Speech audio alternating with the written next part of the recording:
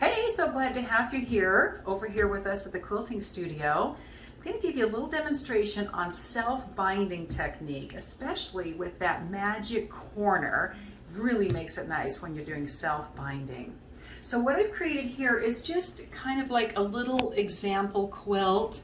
This is going to be the quilt right here, and I already have the batting in this section, and then this of course is the backing. Now it's just an example, just about the size of a large pot holder, but we're going to pretend that this is like a whole quilt. So what I've done already is I've taken the front of my quilt and I've taken the batting and I have trimmed them to make them even at this point. So that part is prepped and ready. The next step that I'm going to want to do is take the backing and do the trimming on it. I like to get my backing fabric at 3/4 of an inch larger than what I've trimmed the front and the batting. So I've lined up my 3/4 inch line of my ruler right here, and at this point I'm just going to slice all the way through my backing fabric. Just on both sides right here, lining this up at 3/4 of an inch. Now you could make that an inch if you really want to do that. People wonder when they come over to the Quilting Studio, will I have enough backing to be able to do a self-binding? And I always tell them, if you have enough fabric to attach to the long arm machine, you will always have enough to do the self-binding. And we need to have 3 inches on all sides to put it on the long arm machine. So you will always have 3/4 of an inch or an inch left over to be able to do your self-binding. So that's your step, is you want to make your front and your batting trimmed up, and then you want to take your back and make it 3/4 inch larger than the front. At this point, we're going to go over here, right here, to where you're going to do your magic corner technique. And you're just going to draw a line at the triangle angle right here, right across this triangle, just like that. You can use anything to be able to do that because you're not going to see it afterward. I like this little erasable pen, but you could use a pencil there. The next step, you're going to fold this in half with right sides together from the backing. Just going to line it up just like that. You now have the point sticking out here, the point sticking out here. You're going to take a pin and pin halfway through that line. That pin is actually just going to be your marker. That's what's going to be there for. So this is the first big step that you're going to take, and now we're going to zip over to the sewing machine and I'll show you how you're going to sew up that corner. Now you're over here at your sewing machine, and we're going to do the stitching on this corner. This is very important. You're going to start the stitching over here at the folded edge. You're not even going to stitch over here on this open edge at all. The pin is going to remind you that's where you need to stop. Now I want to show you what I love to do is I like to start my stitching about halfway across this line, and then I'm going to back up one time and come all the way across. I'm going to come to the pin and go back again. That's going to allow both of these sides to have the benefit of the back stitching on there and have the tying off of the threads without having extra bulk in that corner. And I'll show you when we get done with this step. We'll talk about that again. Okay, I'm going to pop it halfway across my presser foot right there and put this right down here with my thread. Now I'm going to back up right past that fold, bring it on forward, right up to my pin. Then I'm going to take out my pin. Don't take that pin out sooner. That's your marker. And I'm going to back it right back up again. Now I'll show you that. So in this case, that has caused the stitching to come backward and forward and tied both of that off without having extra bulk right there. You know, a lot of times if you start your stitching right there at the corner where the fold is, sometimes it'll grab that stitching at the beginning. That's why I like to start in the center. Okay, the next step, you're going to grab your scissors. You're now going to cut off this corner, and I like to take it right down into here to reduce as much bulk as possible. That little guy goes into the waste bin. This is what it looks like. See how you have that little opening there with these little ears sticking out? That is a very important point. You do not want to stitch all the way across there. If you do, you're going to need to pick that out and stitch it tight because you need to have this opening.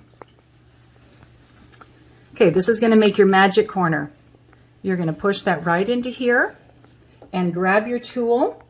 You can use anything that's going to make a nice little point for you. I would not suggest, however, a sharp pair of scissors. You do not want to be poking through your little corner right there. You want to just make a nice, neat, straight corner. And frequently, I will take my little pair of tweezers and I'll use this. It has a nice little point on it without being so sharp that it ends up poking through it like a pair of scissors might.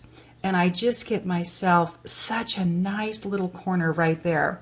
And you can see how that whole thing is just fitting right in there. And all of the stitching is on the inside. It's very exciting. Now you have these two open little ears that we talked about earlier.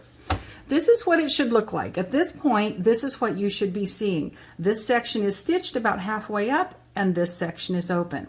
Next step. You're going to fold these in, both of these sides, right along here. What I love to do is I love to get both of these sides stationed in here and put a pin, 2 pins on each side. I like to have it set up on each corner like this. I'm going to grab this side, put it right in like that.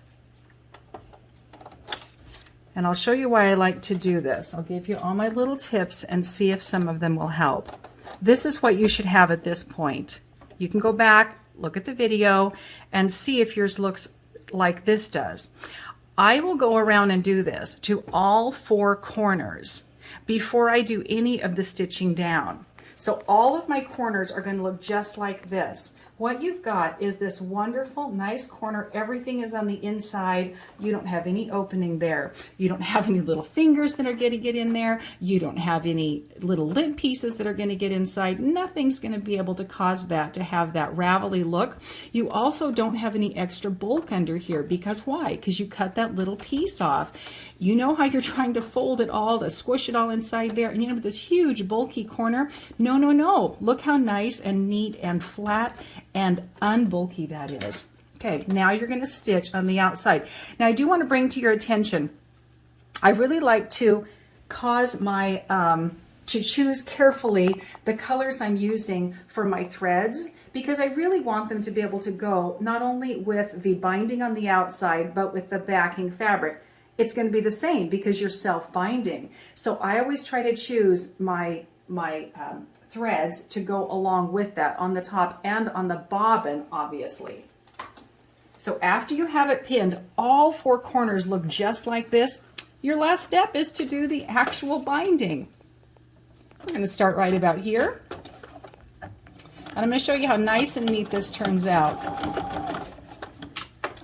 I'm just going to stitch right along the edge of that. I've chosen a color that is so similar to the backing fabric, which is now the binding. Now I'm in the corner right here, and I've just taken that stitch just barely over the edge so that when I turn that corner, I'm able to finish it up right along here. I'm going to show you how nice and neat that turns out. I'm going to finish up just a little bit more here of our little sample blanket. And normally, of course, I would continue all the way around, and all 4 of those corners would have been pinned. We're just using this as an example to show you. Look at how neat that is. We've got that nice, neat top stitching. The corner looks straight and beautiful. There's no extra bulk. This is stitched down tight. There's no way for the fingers to get in there or for it to get all ravelly. And then let's take a peek at the back. You can see how that just lays out so nicely. The color of thread matches well. It's really going to be a great look on your quilt. And I did have this one already finished, so you can see 2 corners of it have been done. Again, that nice, neat little corner is right there, and all your stitches are on the inside. Isn't that a great technique? Do you love that? I'm really excited for you to take advantage of this and use this when you're interested in self-binding. It's a great little technique, and I really hope it helps you. Enjoy your day. Would love to see you over here at the Quilting Studio with your wonderful quilt. Let's get it finished up. Gift it away up on your bed or on the back of your couch. Have a lovely quilty day, my friends.